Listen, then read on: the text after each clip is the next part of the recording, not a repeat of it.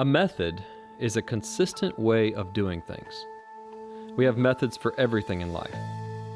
How we get ready for the day, how we interact with people, how we conduct business.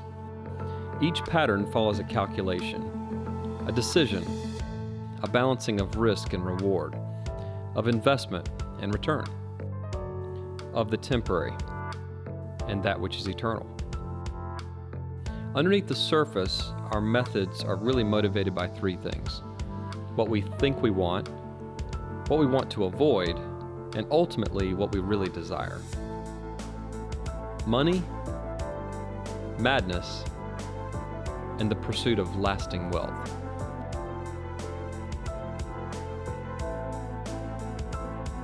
I'm Matt Hearn, and this is Method to My Money.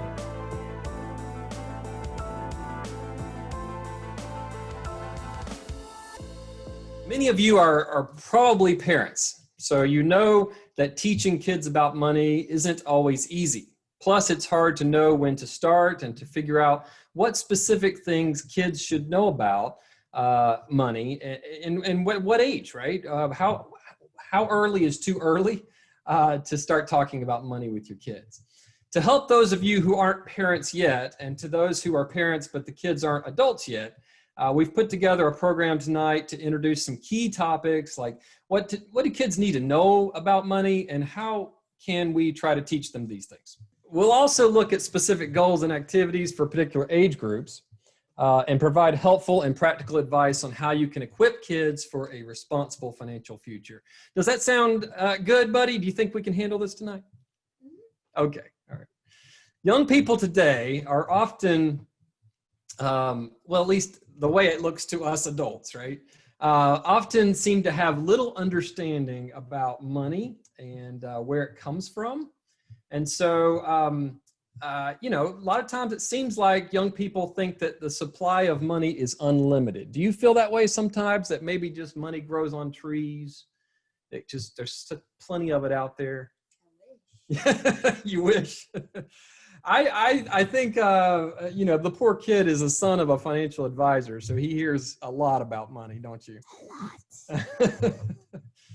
But it does seem that way, doesn't it? I mean, in this day and age, we are living in a fairly affluent society compared to societies in the past. And it seems like kids spend money like it grows on trees. Sadly, for some, the money tree isn't actually the nearest ATM, where money just magically pops out upon command in whatever amount desired, right? How are parents supposed to deal with this? How can they change it? How can they encounter or encourage a sense of how much money it takes to live and encourage good practices regarding the use of money and how to make it grow and keep it safe? Developing a solid awareness of financial matters in our children is a key responsibility of parents. I think of, Proverbs 22:6, where it talks about training up a child in the way he should go, and when he's old, he will not depart from it. Well, that's an old saying. It's been around a long, long time, of course, with the Bible there. And very wise thing to think about. If we point and train and teach our kids the right way, they will, in many cases, remember it as they get older. Fortunately, there's a good deal of information available in terms of good tips for parents, and we're going to share some of those tonight. We'll look at specific educational goals for various age groups, some of the activities that can help kids reach those goals, and we'll focus on practical advice that you can put into place right away. How's that sound, buddy? That sounds really good. It sounds good. By the way, when we refer to kids in this presentation, we're talking about very young children all the way to preteens and then all the way to teenagers. So we're trying to cover the gamut. We won't be limiting the discussion to just one age group. And really, that's because building a foundation of a useful understanding of money does begin at a very young age, and it continues right through the teen years. So if you can, try to start early. What are the major sources of information that influence kids in terms of how they learn and think about money? There was actually a poll taken among young people, and it was conducted by the mint.org website. And it's basically found that more than 2/3 of those who responded indicated that their parents were the biggest influence on them when it comes to money. Friends were reported to be the second biggest at 16%. And then various media, like television, magazines, books, radio, that was the highest influencer by 14% of those surveyed. And then only 1% said the teachers were their major influence for money, which is kind of sad. But I think some of the legislation that's floating around right now is trying to allow teachers to teach more and be equipped better to teach on financial matters in the classroom. So that's encouraging. The fact that parents were the most important influence, though, by far, about kids' thoughts regarding money is encouraging and should give us all incentive to take this responsibility very seriously. Parents clearly have an extremely important role to play in developing an awareness on financial concepts. But before moving on to practical issues, let's just talk just for a moment about why kids ask their parents for money. The website actually asked that same question to the young people, why they asked their parents for money. And almost half responded that they wanted either tickets to a movie or a concert. That was their primary thing that they asked their parents for, either some sort of entertainment. And about a quarter of those responding to the poll said that they asked for money for food or drinks. And about 20% said they asked to buy toys, games, or maybe a phone. I know you've asked for a phone. Only 15% wanted money for a school or educational item, and 1% asked for money to give to or participate in some sort of charitable effort. Well, that makes sense, right? They're the kids, right? They want to spend money on entertainment and on toys. Those aren't particularly surprising responses. I think most parents would agree, but what really is interesting in that is the response of young people when they were asked how often their parents said okay or yes to those requests. Nearly 2/3 responded that their parents always gave them what they asked for. A little over 25% said sometimes, and those responding never or never asked made up only 11% of the kids responding. Maybe parents who, maybe parents also have a little work to do there when it comes to teaching their kids or handling money themselves, right? And then what do kids need to know? So we'll dive right into the topic of teaching kids about money. What are some of the key things that young people need to know about money and how it can be used responsibly? Let's see. Well, a good starting point might be cash flow, right? I mean, think about, your experiences, buddy, as you have had money in the past, the few times that you have a little extra cash laying around. Do you ever think about how you're going to spend your money? Is that something that you think about? Sometimes I just be clueless and I just go somewhere and just spend it all. But yeah, if I had a Walmart and a Dollar General, which one would I go to? Walmart. But if there was just a plain old Dollar General and I just wasn't thinking just gonna get some, Dollar General. Yeah, you might choose Walmart because they have a little better selection possibly. And this is not an endorsement of Walmart tonight, but yeah, I mean, I think I can see your point. But thinking ahead of time about, hey, I've got this money, what do I do with it? Kind of thinking that through. Does that ever cross your mind? Sometimes. That's a good, honest answer. That's a good, honest answer. And that's all of us, right? Sometimes we think ahead and plan, and then sometimes we just spend the money. A good starting point is to talk with your kids about cash flow. Where does the money coming in actually come from? Is it from a job? Is it from an allowance? Maybe a gift? You got some money for Christmas or for birthday? And what happens to it after it's received? Should it go into the bank? Should it be used for purchasing a needed or desired thing that something you really have been thinking about? This leads us to the next item that we need to teach our kids about, which is the difference between needs and wants. Now, can you kind of explain to us, Elijah, what the difference is between a need and a want? Well, a need is if you really, really need it. A want, trying to explain that. If you were starving, If you were starving, you really need food. yes, that's a need, right? Yeah, and then once, if you are fine with food, If you got food, and then you have a toy that's around like $2, that's a want. that's a want. Good job. And you want it. That's right. That's right. So the difference between needs and wants, there's often a big difference, isn't there? Yeah.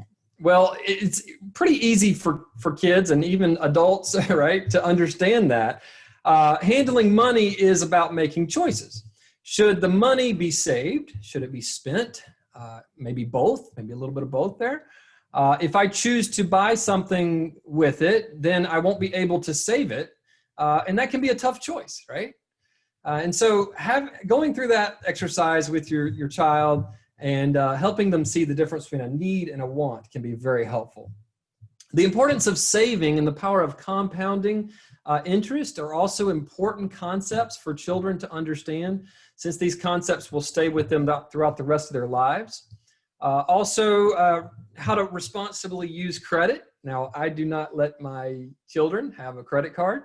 However, we've talked about it, and we've talked about the concepts around borrowing money and how there's some debt that is necessary and can even be good. And then there's other debt that can be bad, or at least can be not the wisest choice, right? When using a credit card, money isn't obvious, but money will be needed when the bill arrives. So you have to be careful about maybe having your spending too much and not thinking about the repercussions down the road. You know what repercussions mean? That's a big word. Consequences. Still thinking about what might happen to you if you spend too much money. Good. Establishing and maintain a good credit history is another skill that we certainly encourage people to talk about with their older children. A final topic of importance for kids to learn about is the relationship between earnings from employment and income taxes. And so that's also something that at some point we'll talk about, right? Yeah. How do we teach kids about money? So certainly the best way to teach kids about money is by example. And so what I try to do is, as we go shopping, as we go out and spend money on a day-to-day basis, talk about it, right? We talk a little bit about what dad's doing. Maybe it comes up at the grocery store when you ask for something that isn't necessarily a need, but it's a want. Maybe we talk about it. We talk about, hey, that's not something that we have planned in our budget right now. We talked about this the other night because we had gone out to eat numerous times, right? A few times in a row, and you wanted to go out to eat again. And what did Dad say about that? Couldn't. I told him it was not in the budget. We'd already maxed out our budget when it comes to eating out for the month. So I was gonna say that. So again, many would say that the best way to teach kids about money is by example. Show kids that you make good money choices when you're out shopping with them. Talk to them about your bank statement when it arrives and the credit card bills. Demonstrate that you think about the use of your money before making decisions about purchases and saving. Even if you haven't done a very good job yourself of managing money in the past, you can still be a role model, and you don't have to be a perfect role model.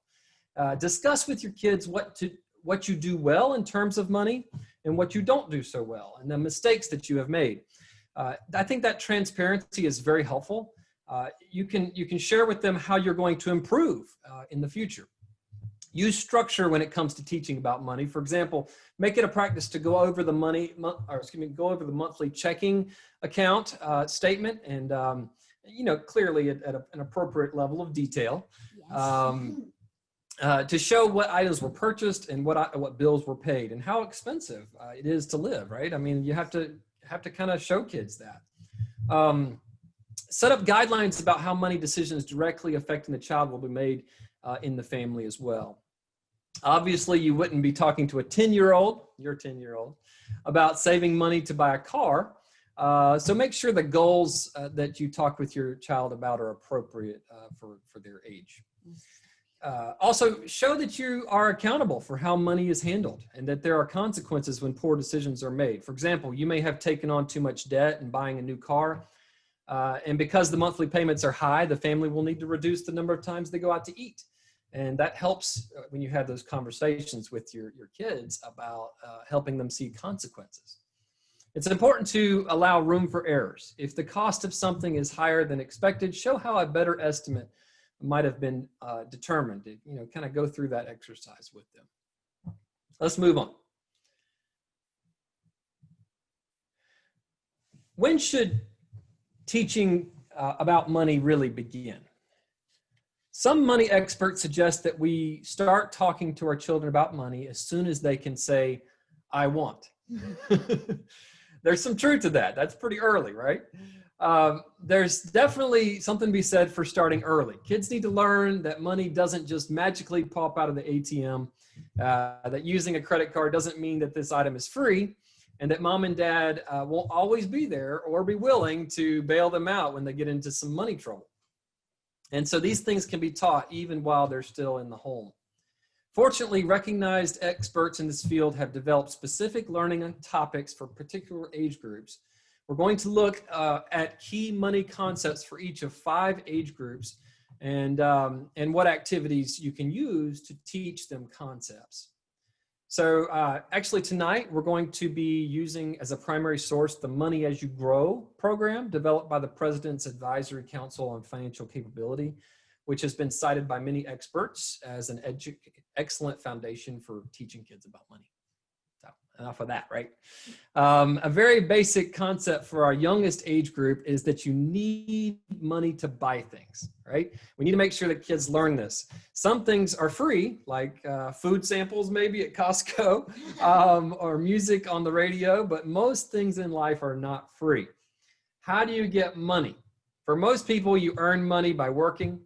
A paycheck allows you to buy things, pay bills, and save for the future. Yes, yes. Have you ever had a goal, Elijah, something that you really wanted and thought and tried to start saving money for it? Yeah, that dog. Yeah. We said if I read around 7 books or something like that, then I could get a dog. Yeah, yeah. So we had a little program that he really wanted this particular dog, which was pretty expensive. And so we made a deal that if he reads a certain number of books, then that would transfer into money. Still working on it. He's still working on this. And if he can get those books read, then he would be able to get that dog. So what we're trying to encourage there is that, hey, there are needs and there are wants. And of course, there's also in life, anytime you want something, you should think about, hey, what can I do? What can I do to try to earn the money to be able to come on back so they can see you. There you go. So I can be able to earn the money to be able to acquire that thing that I want. So in this case, reading, right? Yeah. Reading is the way that you're going to be able to get the money to purchase that dog that you want. So there are times when you have to wait before you buy something you would like to have, right? Sometimes bills have to be paid before you can buy that item. There might be a big expense later in the month that will require a large amount of money, so you may have to put off a purchase earlier in the month. It also is important for children in this early age group to understand the difference between needing something or wanting something. We talked about that a little bit earlier, but we need clothes and food because they're essential, but we may not need a new toy. Wanting and needing are different, so having that conversation.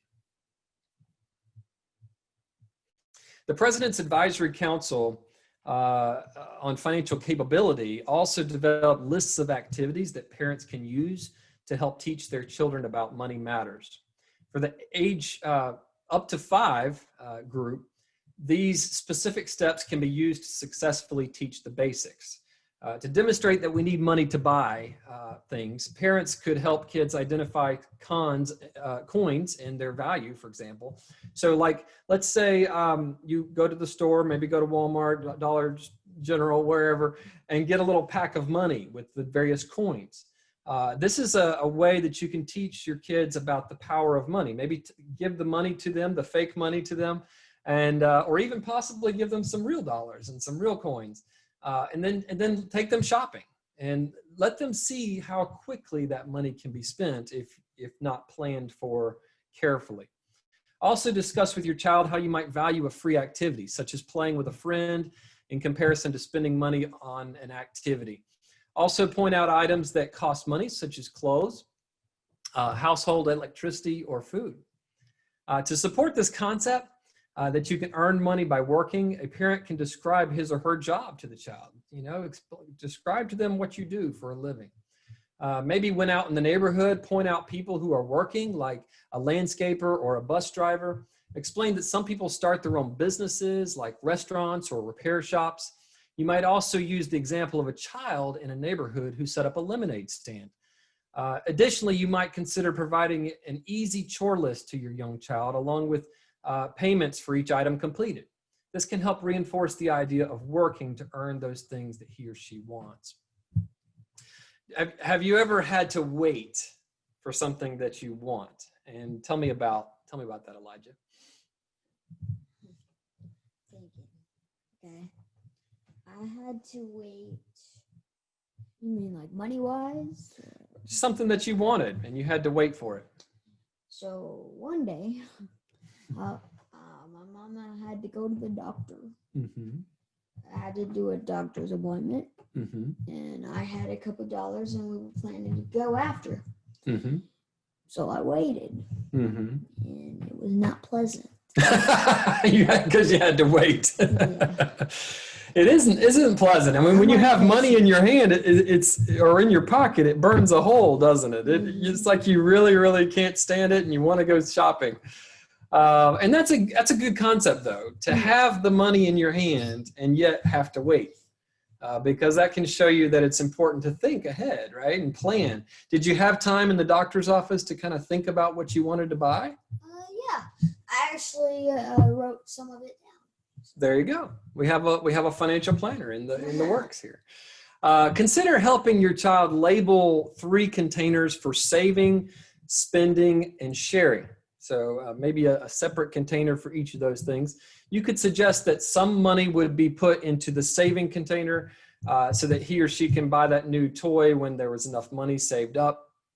And then, of course, we talk also about the spending, which is more for immediate things, and also a sharing container for giving to those that are in need. Now, in this next age group, it's helpful to teach the 6 to 12-year-olds about needing to make choices about how to spend their money. There isn't an endless supply of money out there, right? And there is almost limitless supply of things competing for our money. So we have to make money decisions on a daily basis. Now, this is the age group where we may want to go ahead and entrust them with a little bit more money so that they can think about how that money can be used. Maybe not just $2, but a little bit more as you get older. This is the age group you fall into, right? It's important, as we all know, to shop around in order to compare prices before making a purchase. So as adults, we get this. We certainly know what that's all about. At a kid's level, the same concept can be taught, helping them see that there's various prices for things, and you can get good deals if you shop around. You have something you want to add? It can be expensive and even dangerous to share certain information online. You want to make sure you talk with your kids about that. So online safety is very important.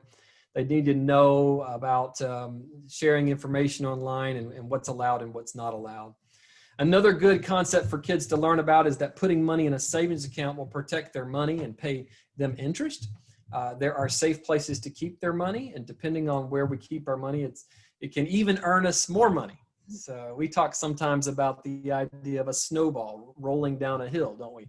And how as it rolls down the hill, it can pick up more and more snow. Yeah. And if gets too big, then it can, cause damage. But in the case of money, that's little by little, money can earn more money. How can you reinforce the idea of having to make choices and decisions with your 6 to 12-year-old? You can include your child in some financial decisions, for example. When buying food, explain why you were choosing one item over another. Shopping around to compare prices, another concept that can be taught while food shopping. You can describe how you made the decision to purchase one type of cereal instead of another because of the price difference. You can also help them see the price per ounce, or various things in the grocery store there that can help them see that hey, this might be actually cheaper, but it's more expensive per unit. And that's something that you can explain to a little bit older children. You can also show how to use coupons and discount cards and point out the savings. Talk about keeping money at the bank and the effective interest that's paid on savings. Open a savings account for your child and explain the process to them. A good way to begin a lifelong habit of saving is to encourage kids in the next age group, the 13 to 17-year-olds, that they really should save 10% at least of every dollar that they get. So if they get $100 in on a birthday gift, go ahead and slide $10 of it off to savings. And this amount is fairly painless. It won't be even hardly noticed by the child. And this is a habit that they can get into very, very early. Of course, compounding interest is, again, a good concept to teach kids about. It can be fun to watch their money actually make more money when they let it grow in a savings account or a checking account. Of course, right now, there's not a lot of interest to be earned, but still, it's a good lesson to see that. I'll tell a quick story about my older son. He recently got into investing. He recently started doing that. And it's been a while since I've seen him get more excited about money. Just the idea of him seeing firsthand how he can put money into something and see it grow and see it make money for him without him really having to do anything. So that's a concept that I think kids can be introduced to fairly early on. So again, kids need to be aware that using a credit card is the same as taking out a loan. If you don't pay the bill in full each month, interest will be charged, and you will end up over time owing more than you even originally borrowed. So that $8 download of the latest recording from their favorite group can cost more if the bill isn't paid in full when the next bill comes. So that's credit cards. Again, in the same group here, activities to reach the milestones. What are some steps a parent could take to teach these topics? Let's just think about this for a moment. What are some steps that parents can take? To support the saving effort, suggest that your child set a goal to buy a particular item he or she wants and have him or her work towards saving that amount. Take the child to the bank to deposit savings into his or her accounts and point out that the child is growing, child's account is growing along with the child growing, assuming there haven't been any withdrawals and that there aren't any fees charged by the bank, which you have to look out for. You might also want to consider a match. You could add 15 or 20 cents for every dollar that the child saves. This can also give them some extra incentive to save. We also want to just one more time mention online safety.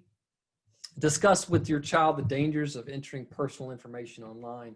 Point out that criminals can use their social security number and other identifying information to obtain new credit cards and create fake accounts.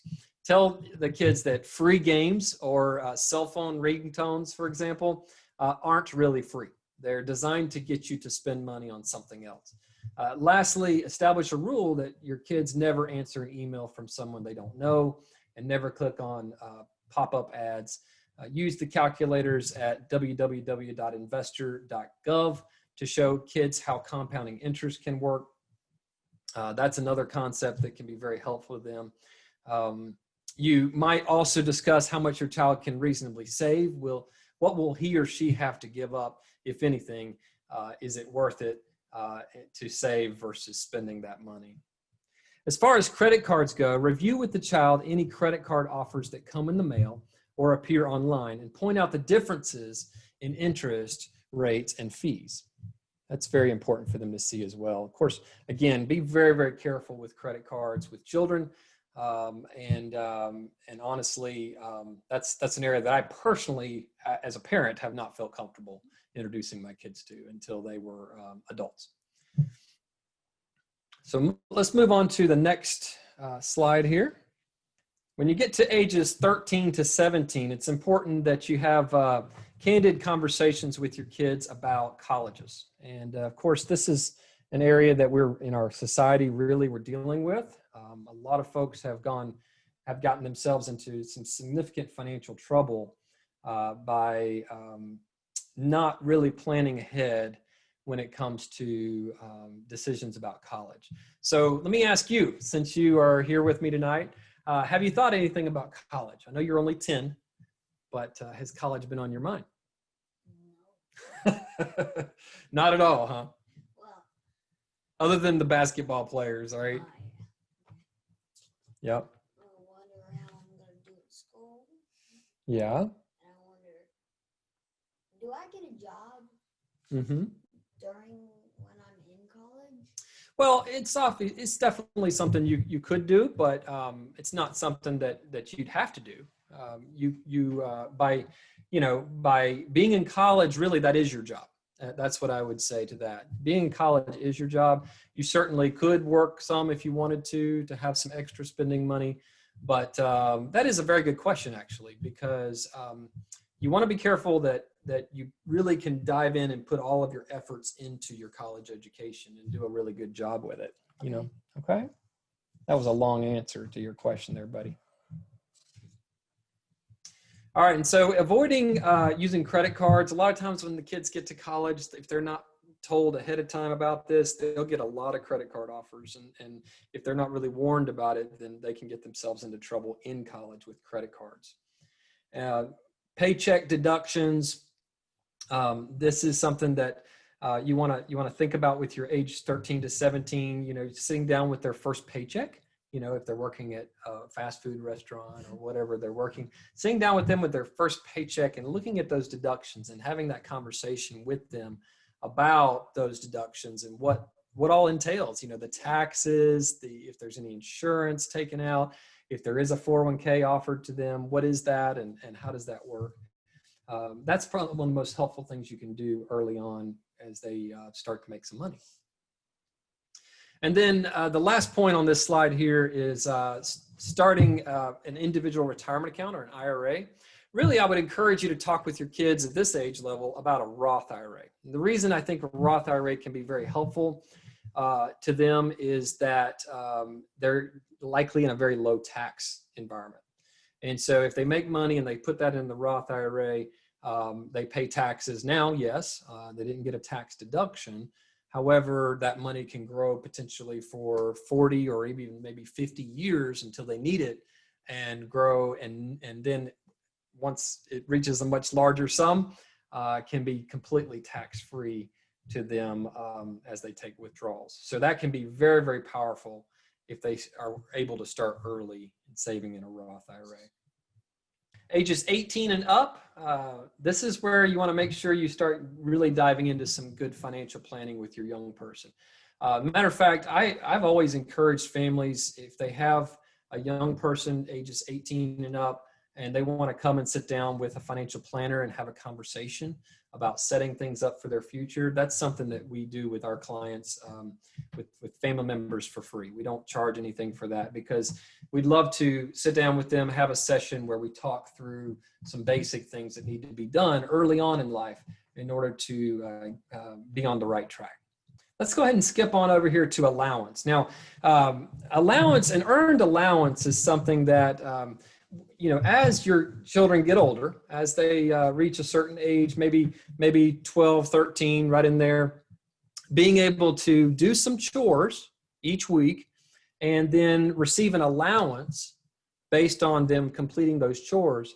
This can be one of the most helpful ways to teach kids about the importance of doing things. First of all, working. Working is not a bad thing. It's a good thing, and it can bring a lot of joy and happiness to a person's life. And so, especially as a young person, I remember when I first got my first job, I think I was 12 years old, And I didn't have a formal job. I'm not allowed to work a job at that age, but I went out and started mowing yards for some of the folks in the neighborhood. I tacked a little sign on the tree there in the neighborhood that said with my phone number and mowing lawns. Got a few yards to mow, and I made some money that way. And that was one of the most rewarding experiences of my young life, because I was able to then take some of that money and use it for things that I wanted to buy. So I would encourage you to have an allowance. I call it an earned allowance, not just an allowance, with your young person. And so let me ask you, Elijah, have you ever thought about maybe doing some jobs in order to earn some money? It would be awesome to just like do a lemonade stand or something outside of it where people can just come and get money for it. Yeah, setting up a lemonade stand. That's a great idea. That's something we should think about. Now, of course, this time of year, it's a little bit cooler, but maybe setting up a hot cocoa. That's a great idea. Of course, during a pandemic, we have some struggles with things like that. But maybe once we get through all this, we'll try that. Okay, so good idea, really good idea. All right. General guidelines for an earned allowance: how much and how often. Most experts that I've studied on this, read up on, suggest weekly, because that way the young person can get get used to getting some money on a regular basis. Ages 5 to 9, $5 a week, 10 to 11, about $10. You can see the numbers there. Additional guidelines for parents: set expectations and guidelines. Go ahead and tell them exactly what's asked of them in order to get their earned allowance. Be consistent with it. Make sure that it happens every week on a certain day. Don't withhold for mistakes. If they make mistakes with their money, maybe they go out and blow all their money on something. Can you think of a time in your life when you might have gotten some money and then you've spent it on something that you found out later that you weren't happy about? Yeah, well, it's another cheap toy. Mm-hmm. So one time I got like $5, and then went to some cheap place like Dollar or something. It always all the cheap places have to start with $. So, some place like that, and then I got this little Army Man set. Mm-hmm. It broke instantly. Yes. So just not thinking ahead maybe as much as you'd like to have, and you learn from that, right? Mm-hmm. Yeah. So don't withhold the earned allowance just simply because they made a mistake with financial things. I think that can disincentivize them from trying. So, and then encourage saving. Have your 3 containers: one for saving, one for spending, and one for sharing. And then reinforce needs and wants. Maybe sit down with them and write out the needs versus the wants, and provide safe saving. So that would be something that would allow them to save in a way that would be something that they have the ability to get to later and use really for what they want. Yeah.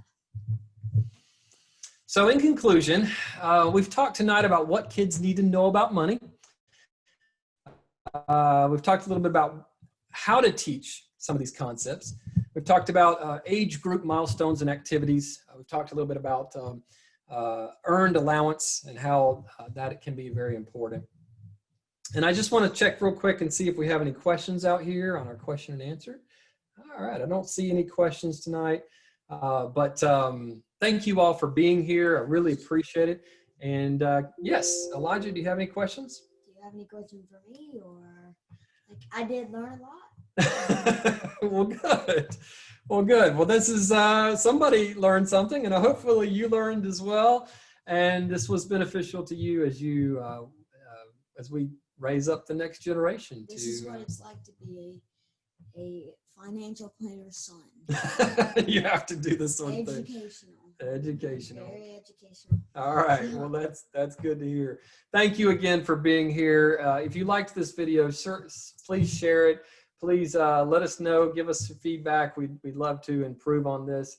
Don't forget, second Tuesday of every month, we'll be right back here on Zoom as well as on Facebook Live. And we look forward to seeing you then.